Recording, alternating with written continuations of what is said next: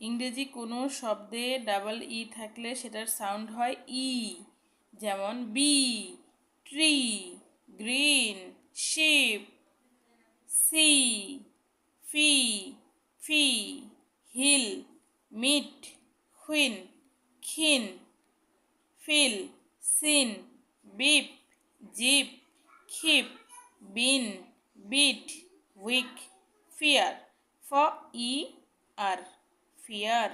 এখানে এই ইটা আর এর সাথে উচ্চারিত হয়েছে, ই আর সমান হচ্ছে আর সাউন্ড হয়।